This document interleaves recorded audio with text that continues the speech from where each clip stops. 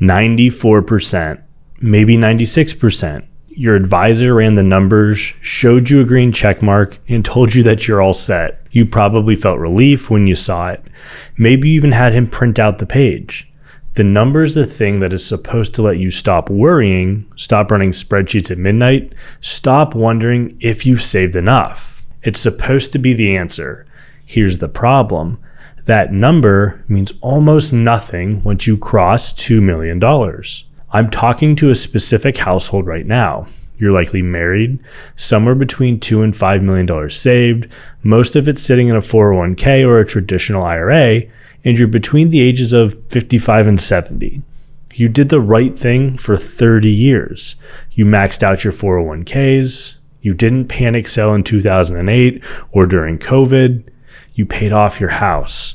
And now you're staring at a green check mark that tells you absolutely nothing about the one thing that's actually going to eat into that number over the next 20 years. If your advisor gave you nothing but a probability of success number from some sort of financial planning software he or she uses and nothing more, I need you to keep listening, because the plan you're looking at was never actually built for your situation. The analysis isn't lying to you. It's answering a question you never asked. It's telling you whether you'll run out of money before you die, and that answers only one question. It says nothing about how much Uncle Sam takes on the way there, and at your asset level, it's a much bigger number than you think, and that number matters a whole lot. There are 3 assumptions baked into every 94% score, and every single one of them quietly breaks once your balance gets big enough. Assumption number 1 is static tax rates.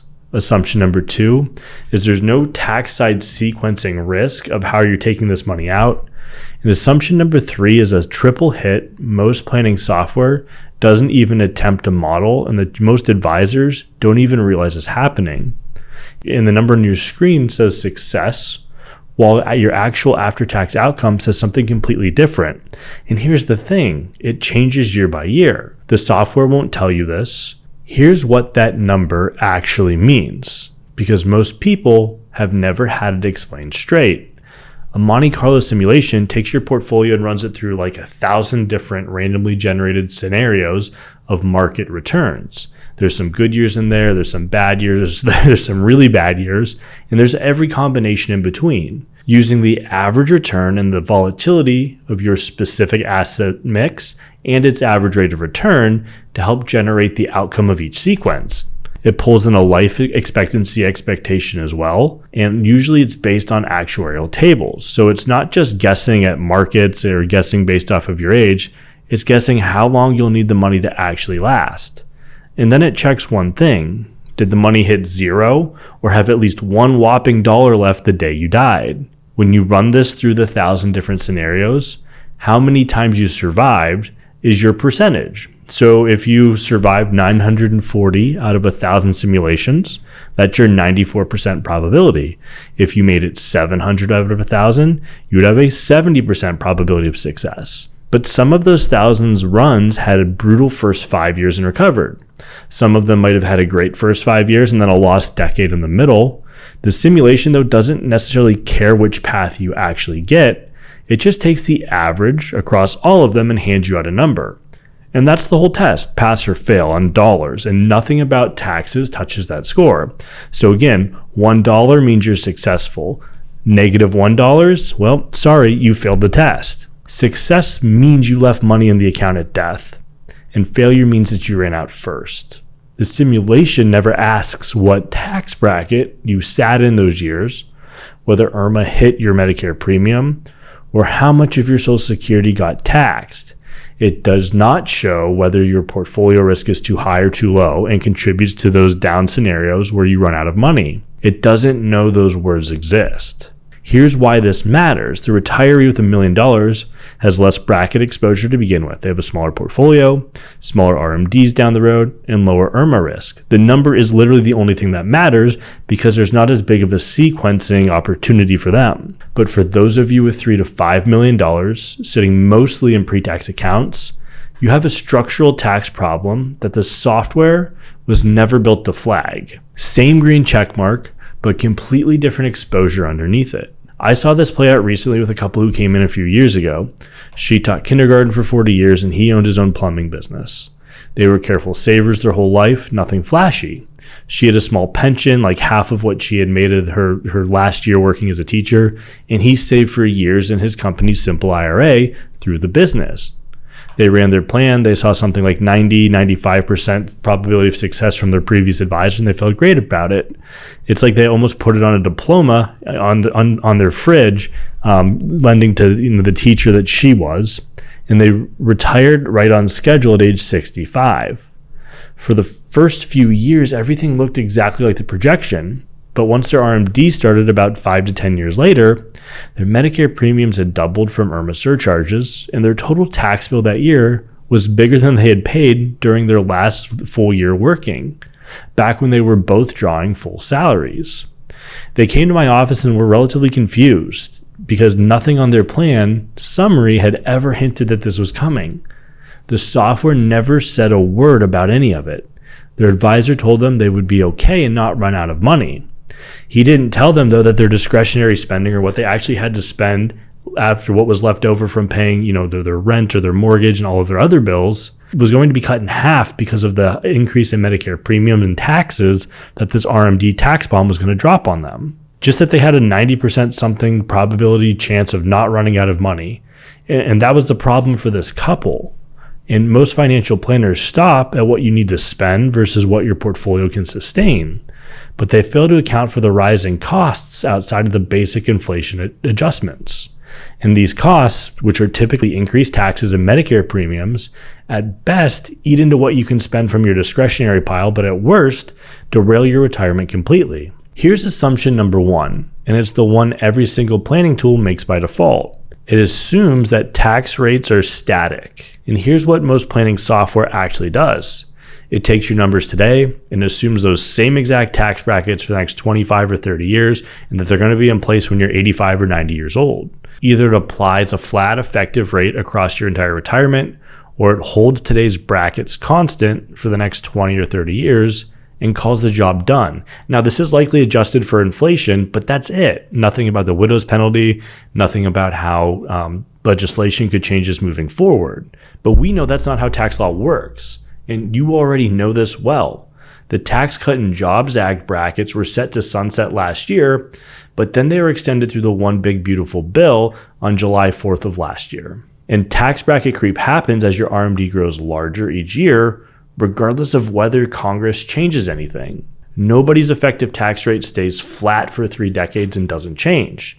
But that's exactly the assumption hiding underneath most 94% probabilities of success. And here's why this matters for you. Between the day you retire and the day RMDs force your hand, there's a window that we call the corridor here at Nav Wealth. During those years, you control your own taxable income. You decide how much income shows up on the return. After RMDs start, the IRS makes that decision for you and fills up that bucket, whether you need that cash or not. Let me show you what that corridor is actually worth with real numbers. Say you got something like $2-3 million sitting in a 401k, and you retire at 65 with little to no other taxable income for a few years before RMDs kick in a decade later at age 75. So you have a 10-year corridor on your $3 million 401k. That's your open space. You can fill up the 12% bracket, maybe push into the 22%, converting somewhere between $80,000 to $100,000 of that pre-tax account to Roth every single year, and still meet your spending needs, so that way you're living the same lifestyle you plan to live. If you do that consistently for 8 or 9 years, you could move somewhere between $800,000 and $1 million out of the pre-tax bucket and into Roth and never get taxed on that again. And you did this at lower rates. And you're never going to trigger an RMD on that now that it's in the Roth account. And it never touches your Medicare premium down the road. Now compare that to doing nothing, which is what the static rate assumption inside your software quietly assumes you'll do. Leave the $3 million untouched for 10 years, growing at even a modest 6%, and it's over $5.3 million by the time RMDs start. Your first required distribution is likely north of $150,000, $200,000, all of it taxed as ordinary income in a single year, all of it stacking on top of Social Security. Run that scenario through software with a static tax rate assumption, and the program shrugs. It tells you, why bother? You're fine. You've already got 94%. You're not going to run out. It never shows you the $200,000 plus difference in lifetime tax between running conversions through that corridor and doing nothing at all. The score doesn't move because the score was never built to see it.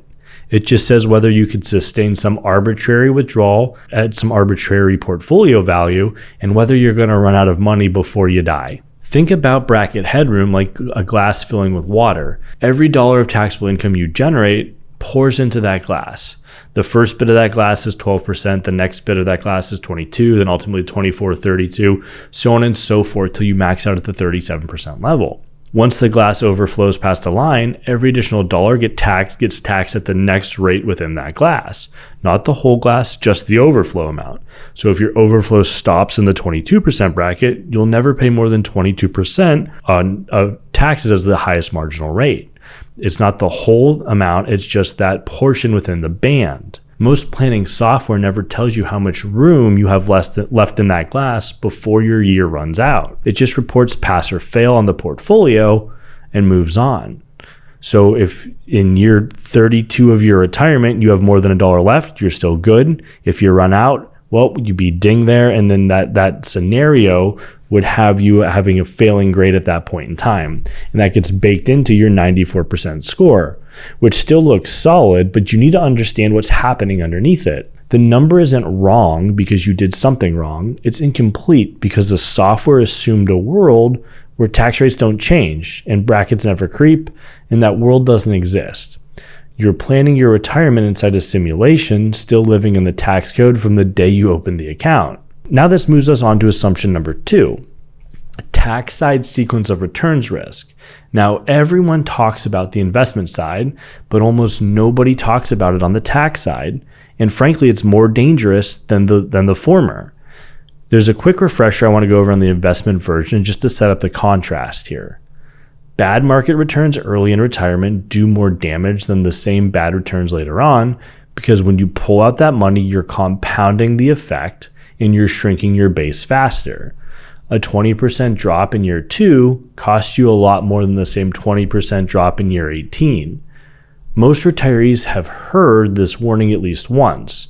Here's the version almost nobody warned you about though. The order you pull money from your taxable account, your tax deferred account, and your Roth in early retirement determines your tax bill for the next 20 years. Not your total balance, just the order.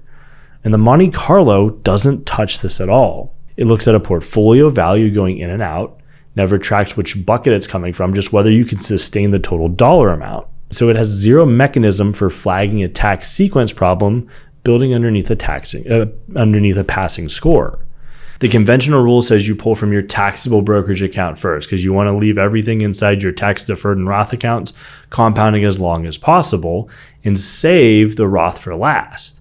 That rule got built for someone with $500,000 spread across a few accounts, maybe even $1 million, because like I said, they're more so worried about the do we run out of money problem than the tax sequencing problem, because they're just not in the high enough tax brackets for it to matter for them quite as much. But if you've got $2, $3 million, $4 million or more, and most of it's sitting in a 401k, that's different math and you have different rules that you have to follow. So here's why the conventional version breaks down at your level. If you leave that pre-tax untouched through your entire corridor, it doesn't sit still. Like we went through in assumption 1, it keeps compounding every single year, nobody's pulling from it. By the time you hit your required distribution age, whether that's 73 or 75, that account has grown into an RMD large enough to blow through every bracket, trigger IRMAA on top of that, and continue to drag your Social Security in the 85% taxable window, all from following the rule exactly as written. I've watched this happen numerous times, but most recently with a couple that had about $2.1 million saved in a traditional IRA. They did exactly what the conventional advice told them. They spent their brokerage account first for the first 7 or 8 years straight to start their retirement, and they left their IRA alone. It grew to about $3.2 to $3.4 million by the time RMD started. Their first RMD distribution came out at about $150,000 or $160,000, landing them in a tax bracket they hadn't touched since their last working years. That was $160,000 stacked on top of 2 Social Security checks at that point, a small pension that she had from her job, and pushed her taxable income well past the 22% bracket into the 24% bracket threshold for a married couple. And once you added in the IRMAA surcharge that came with that, their federal tax bill alone that year ran close to $38,000 to $40,000 before any state taxes, before anything else was factored in.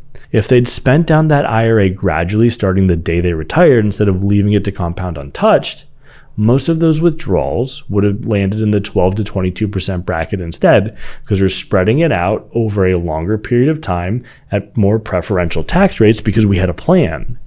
So it's the same lifetime income, same dollars spent, a completely different tax outcome because of the order money came out in.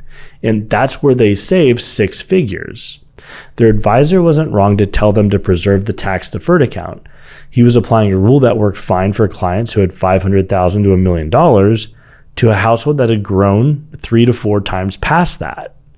So what actually determines the right order? And to break it to you, it's just not some generic rule that ignores your account mix. So while this is something we're going to cover here, this is done on a case-by-case basis for every client. So there's 3 questions that you need to ask every single year of your corridor. Which account has room to draw from without spilling into the next bracket?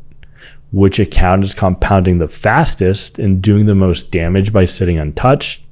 And which account, if left alone, is going to force a bigger problem on you later than it solves today? Answer those 3 questions correctly each year and the sequence stops working against you. Which moves us into assumption number 3, the RMD IRMAA Social Security triple tax hit. Here's where the biggest damage happens, and it's the one Monte Carlo can't show you because it doesn't creep in slowly. It hits all at once in a single tax year. And here's how it works. Your RMDs start at 73 or 75, and the IRS forces you to pull money out of your pre-tax accounts, whether you need it or not. That's the required minimum distribution. It's calculated based off of your life expectancy table and your balance at the year end of the prior year. And you don't get a say in what you pull out. The money comes out, it counts as ordinary income, and you stop. That forced income raises your modified adjusted gross income. And that is what is determined, that's what determines your IRMAA surcharges, the Medicare premium that you pay. And that looks back 2 years at the exact number to decide what you pay for Part B and Part D. So cross the threshold 2 years ago, and then 2 years later, where we're at today, now you're paying a higher Medicare surcharge. And both spouses get a higher premium for the entire year. That same modified adjusted gross income does a second job at the same time, though. It determines how much of your Social Security becomes taxable up to 85% based on something called provisional income. And for most clients who are at this asset level, this is just a reality. It's very hard to manage around this, but still something you need to factor in. So the idea here, though, is that modified adjusted gross income is just one number. But once you calculate it, it feeds 3 separate penalties you need to be aware of. And I want to say this clearly because this is where people mess up. 1 RMD, 3 penalties in the same exact year. A higher bracket on the RMD itself, an IRMAA surcharge, and 85% of your Social Security is now pulled into your taxable income, driving your tax bill higher. So these 3 penalties are based on one number that the IRS runs the math on for you. And here's why Monte Carlo has no chance of catching this. The simulation tracks 2 things: portfolio balance and withdrawal rate. We've said it 100 times. That's it. Maybe a high-level tax simulation if you're lucky, but it's typically just showing what you're going to pay in income tax. It doesn't factor in IRMAA and all those other things. There's no mechanism for a 2-year IRMAA look-back or a Social Security provisional income threshold. It was just built to answer, will the money coming out be offset by the money that you retain within the portfolio, and will I have some of that left over the day I pass away? Not how much will you actually keep. Now let me show you what this actually looks like in the real world. I ran this for a retired couple with $3.2 million sitting in pre-tax accounts. Their first RMD at 73 came out to roughly $130,000.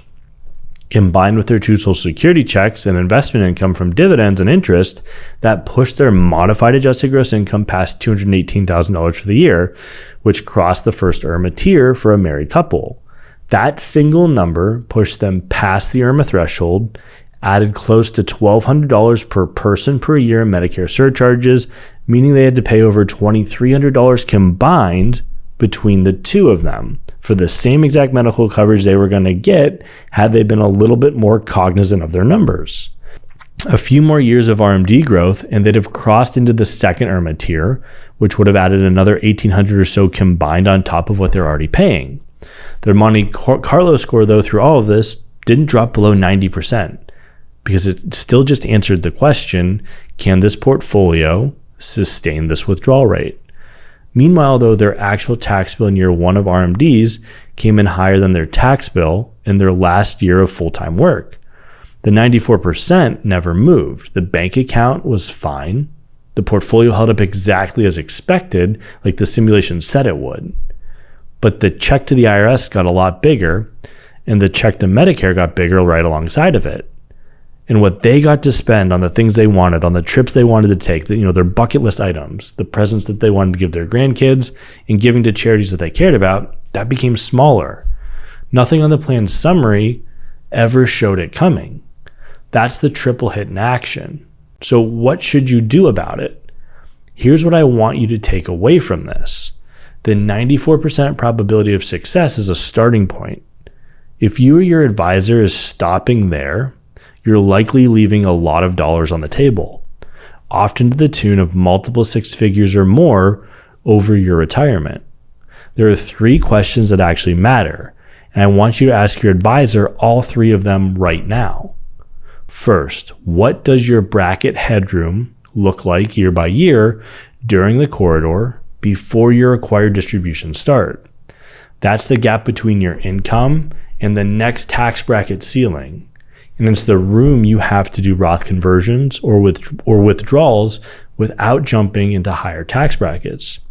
Don't just ask for a single number here.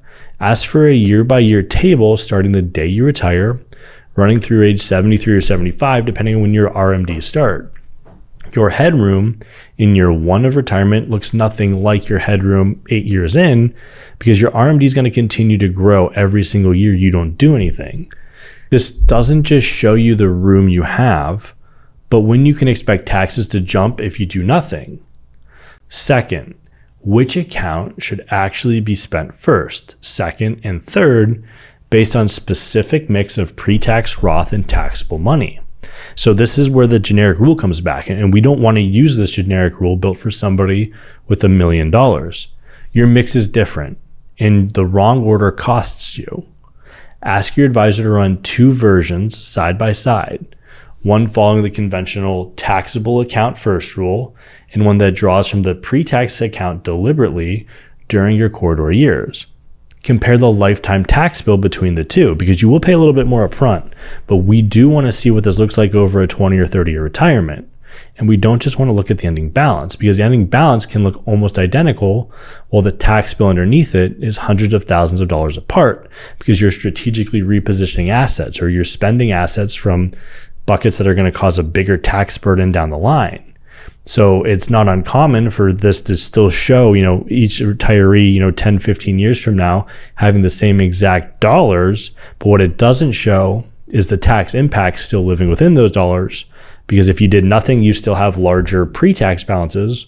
Whereas if you repositioned, you've drawn down your IRA strategically, converted some of that to Roth and spent some of it, and allowed the more tax advantageous buckets to grow more efficiently.